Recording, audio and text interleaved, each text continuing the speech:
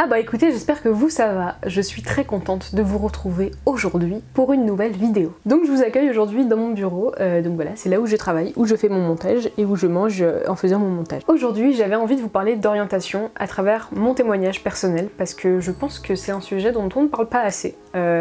Et je pense que ça peut être utile pour toutes les personnes qui se demandent qu'est-ce qu'elles vont pouvoir bien faire de leur vie, que vous soyez au lycée, au collège, ou que même vous ayez déjà un métier et que vous soyez en train de vous demander s'il serait pas temps de changer d'orientation complètement. Mon parcours, c'est pas un parcours qu'on pourrait qualifier d'atypique, parce qu'en fin de compte, je crois pas vraiment au profil atypique.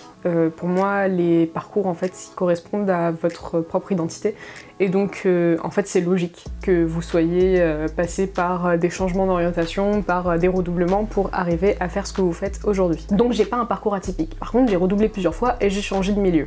Plusieurs fois. L'orientation, c'est un sujet qui m'a longtemps angoissée parce qu'en fin de compte, je savais pas vraiment ce que je voulais faire de ma vie. J'étais angoissée à l'idée que tout le monde avait l'air de savoir ce qu'il voulait faire plus tard. J'étais aussi angoissée par tous mes potes qui sont arrivés à faire ce qu'ils avaient dit qu'ils allaient faire depuis qu'ils avaient 6 ans. Donc au final, c'était un peu compliqué pour moi de voir ça. Et je pense que je suis pas la seule à vivre ce genre de truc. Je crois que mes premières vraies idées de projet professionnel, je les ai eues quand j'étais au collège. À ce moment-là, je jouais énormément aux Sims 2, car j'adorais ça.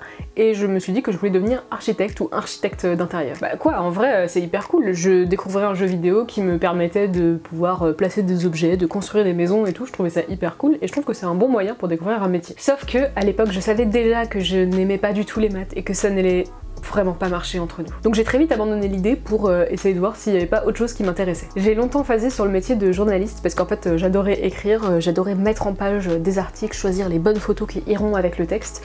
J'avais d'ailleurs à l'époque déjà ouvert plusieurs blogs, plusieurs skyblogs, et oui, qui ne sont désormais plus accessibles, donc ce n'est pas la peine d'aller les chercher, sur des sujets divers et variés. Sauf qu'à l'époque, j'écrivais surtout sur mes potes, parce que je voulais les présenter au monde et dire à quel point ils étaient formidables. C'est vrai qu'ils étaient formidables. Oui, pas un contenu journalistique forcément très appuyé, mais c'était un début. Ensuite, naturellement, comme je savais que j'allais vouloir faire des lettres, que les maths ne m'intéressaient pas du tout, je me suis intéressée au métier du droit, parce que mes parents étaient pas mal attachés à ça, en fin de compte. Et donc je me suis laissé penser que j'allais pouvoir un jour devenir avocate. En fait, à ce moment-là, c'était à peu près à la fin du collège, j'ai commencé à faire de la photo. J'ai découvert la photo, je faisais des séances photo avec mes potes. Et en fait, depuis le début, je pense plus par dépit qu'autre chose, je me suis dit que j'allais jamais en faire mon métier parce que mon papa, qui était artiste peintre, bah en fait a dû prendre un métier alimentaire toute sa vie parce que c'était la galère pour lui et que je voulais pas être dans cette même situation où t'as envie de te jeter corps et âme dans un métier artistique et en fin de compte t'es obligé de prendre un métier alimentaire en plus pour subvenir à tes besoins. Ça me foutait un peu le cafard. Aujourd'hui, vous le savez sûrement si vous me suivez sur Instagram, si c'est pas encore le cas, faites-le SVP car on fait des trucs cool. En ce moment je fais un calendrier de l'Avent avec du fromage, vraiment des trucs de gueudin. Je suis photographe professionnel effectivement, mais en fin de compte je suis encore en études et c'est hyper cool. Mais aujourd'hui si je suis pas seulement photographe, c'est parce qu'en fait j'avais envie de pousser plus loin ma réflexion et que j'avais envie de traiter d'autres sujets parce que je suis passionnée par d'autres choses. Et donc pas du tout par dépit. Non. Parce qu'en fin de compte, où est le problème si on exerce un métier artistique et qu'à côté on a un boulot alimentaire en attendant de pouvoir vivre de son œuvre, ou pas d'ailleurs, ça peut très bien nous convenir, enfin voilà. Vous faites comme vous voulez, parce que le principal c'est que ça vous plaise à vous. Et oui. Donc j'étais pas trop emballée en fin de compte par l'idée de faire du droit, mais en même temps je me voyais pas faire autre chose de plus que ça. Donc je suis arrivée en terminale et il a fallu remplir des vœux APB, ce qui est aujourd'hui Parcoursup, donc c'est-à-dire la plateforme où on doit rentrer tous nos vœux pour pouvoir accéder à une université, à une école, à une classe prépa. À cette époque, ma mère m'avait demandé de mettre au moins un vœu de prépa dans mes vœux. Donc tous mes vœux en fait c'était du droit et en fait à ce moment-là, donc il y avait la photo, il y avait le droit qui m'intéressait et là j'ai découvert le métier de commissaire-priseur et je vous jure que c'est vrai. J'étais obsédée à l'idée de devenir commissaire-priseur, tout simplement pour pouvoir avoir un petit marteau et pouvoir taper sur une petite table. Voilà. Écoutez, on a les ambitions qu'on a dans la vie, voilà, ça c'était mon goal ultime et voilà. Je ne sais pas pourquoi, il se trouve que au fur et à mesure de l'année, j'ai remonté le vœu de la prépa dans mes vœux. Sans doute pour faire plaisir à ma mère, parce que en soi je m'en foutais aussi, hein. Et en fait ce vœu est remonté à la deuxième position. La première position c'était une double licence de droit et d'histoire des arts. Je me souviens que du coup là, à peu près en juin de mon année de bac, on a reçu nos résultats APB et que j'avais été acceptée en prépa, ce que je comprenais absolument pas parce que j'étais pas une élève complètement ouf, j'avais pas 15 de moyenne, hein, clairement pas, et donc j'avais été acceptée, et j'étais en train de me dire, bon, et bah voyons voir si je suis acceptée en double licence, puis sinon j'irai en prépa, a priori. Et je n'ai pas été acceptée en double licence. Donc je suis allée en prépa parce que j'avais la curiosité de voir ce qui s'y tramait en fait, mais sans savoir ce que je voulais faire après. Et alors en plus, grande idée, j'ai décidé de me jeter en prépa alors que j'en avais vraiment marre de faire des matières généralistes et que j'avais envie de me spécialiser dans quelque chose. C'est bien parce que la prépa c'est pas du tout généraliste, vu que ce n'est pas une continuité du lycée en plus hardcore. Je suis donc arrivée en Hippocane, ce qui est donc une classe de prépa littéraire, où j'ai cravaché comme une dingue, et je me suis demandé vraiment à peu près toutes les heures de mes heures de présence dans cette prépa, qu'est-ce que je foutais là, et s'il fallait pas que j'arrête très vite, parce que c'était vraiment dur, et je ne savais pas pourquoi je m'infligeais ça en fait. Parce qu'en fait ce qui est bien quand on est en prépa, c'est que parfois on peut avoir l'idée de ce qu'on veut faire plus tard, et donc du coup on a un objectif. Et donc on sait pourquoi on travaille, on sait pourquoi on souffre et pourquoi on passe par là. Là, je ne le savais pas du tout. Il y a des personnes à qui ça peut totalement convenir, il se trouve que moi, j'ai besoin de savoir où je vais pour pouvoir faire les choses. Quand on est arrivé à peu près en janvier, et que je venais de terminer mes premiers concours blancs, c'est-à-dire que j'avais passé 39 heures assise dans la même semaine à gratter comme une malade sur différents sujets, que j'ai totalement raté, hein, parce que j'étais pas bonne, hein. Je me suis dit, bon, est-ce qu'il serait peut-être pas temps de réfléchir à ce que tu veux faire après? Quelle bonne idée j'ai eue là, puisque en fait, après tout, à la fin de l'année, après le conseil de classe, on m'a tout simplement dit que je n'étais pas acceptée pour aller en deuxième année, donc en Cagne. C'était quand même un très bon accord entre nous deux, tacite, voilà, je ne voulais pas de la prépa ne voulait pas de moi, c'était quand même...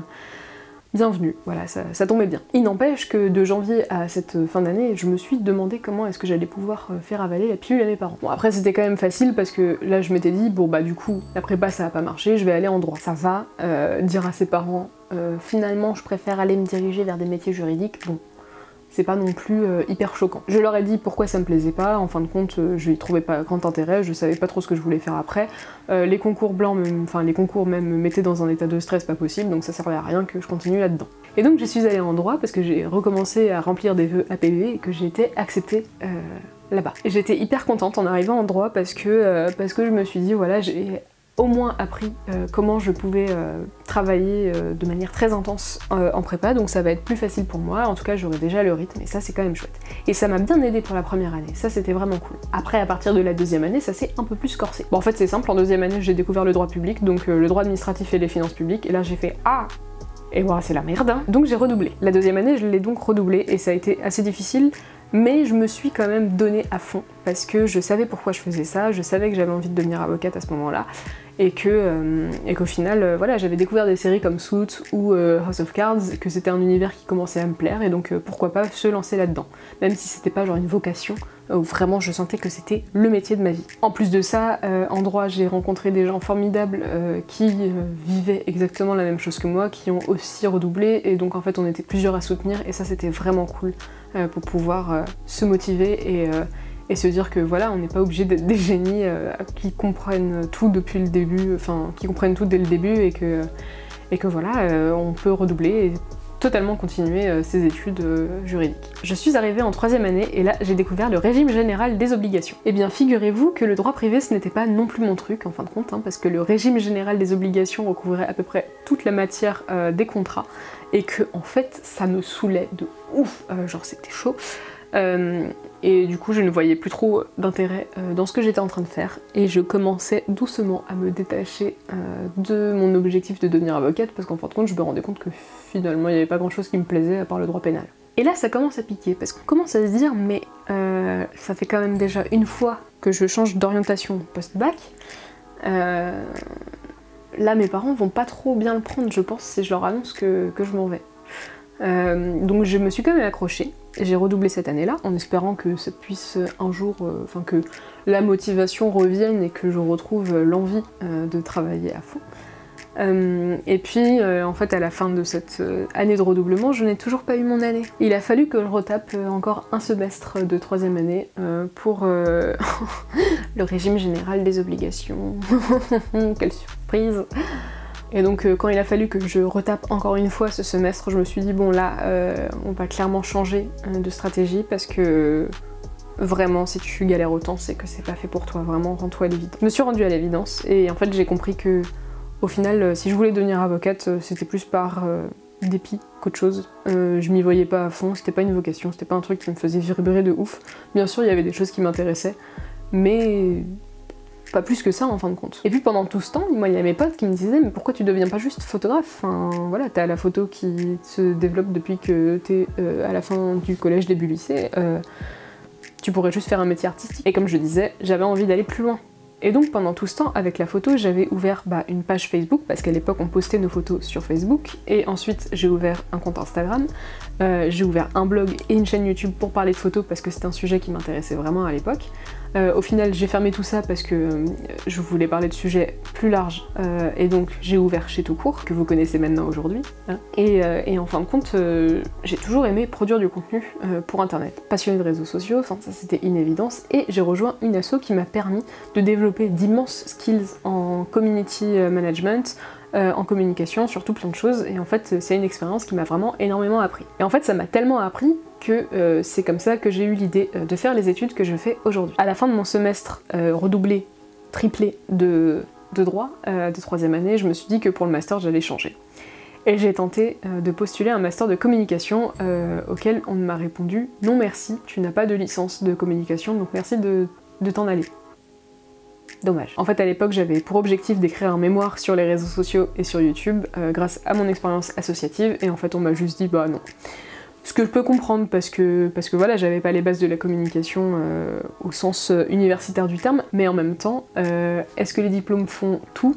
Je ne crois pas non plus. Donc ça se discute. Comme aucun master que j'avais demandé n'avait été accepté, j'ai tout simplement rempli une demande d'aide pour accéder à des masters, parce qu'on a le droit à la continuité des études quand on est en France. Donc cette plateforme a fait 10 vœux pour moi, la moitié en droit, l'autre moitié en communication, et j'ai été acceptée à absolument aucun de ces vœux. Ça marche bien, hein. Autant vous dire que j'étais assez dépitée.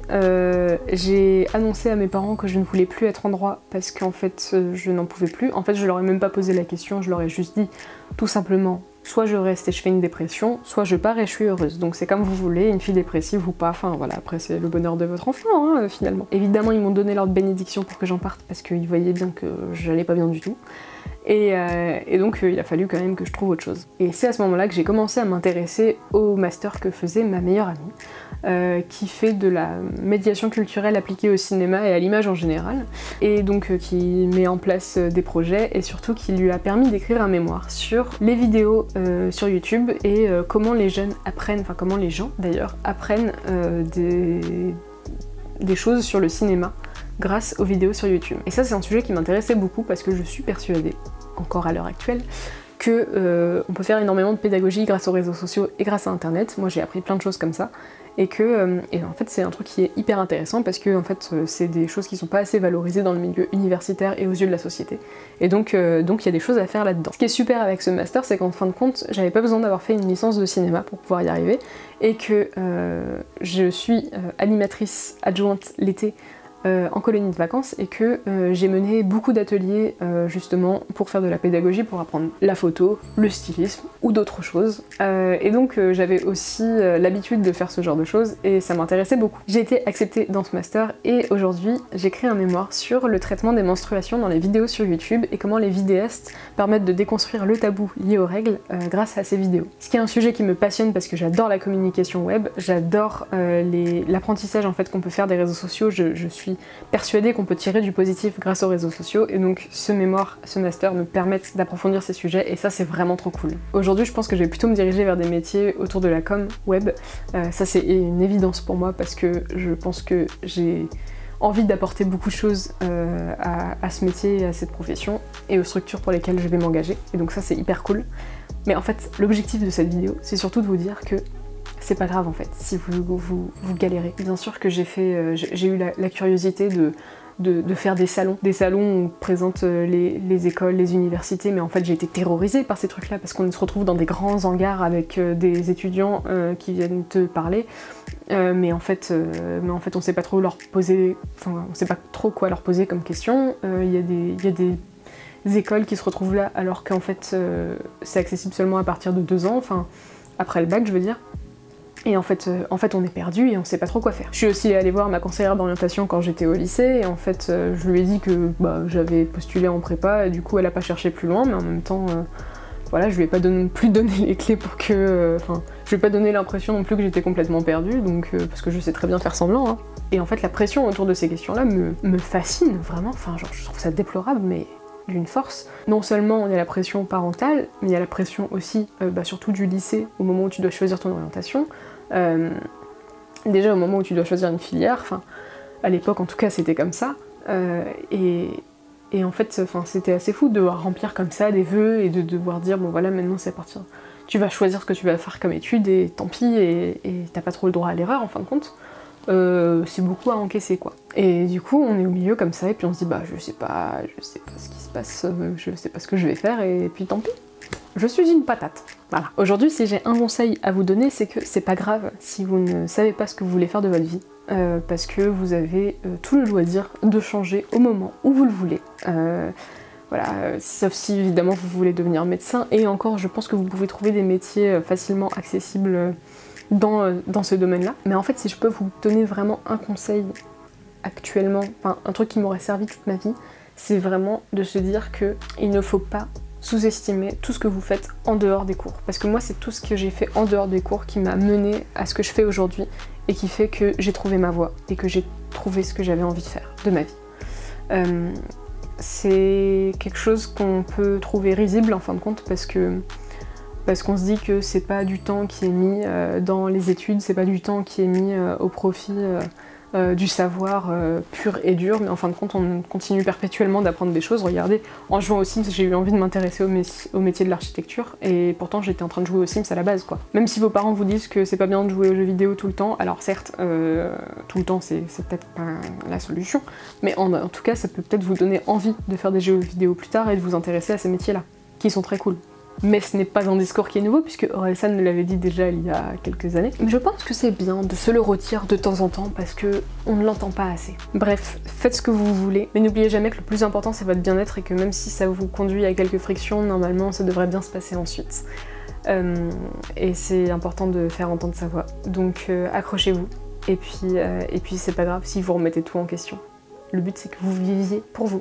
J'espère que cette vidéo vous aura plu, n'hésitez pas à vous abonner pour ne pas manquer les prochaines vidéos, sachant que la prochaine vidéo je ne la ferai pas à l'extérieur parce que je sais déjà de quoi je vais vous parler et j'ai besoin d'être dans mon studio pour le faire. Je vais revenir sur un projet que j'ai mené cette année, voilà. N'hésitez pas à partager vos ressentis en fait sur ce sujet-là, sur comment vous avez vécu votre orientation, c'est des choses qui m'intéressent. Donc dites-moi tout dans les commentaires et je lirai ça avec grand plaisir. On se dit à la prochaine, bye!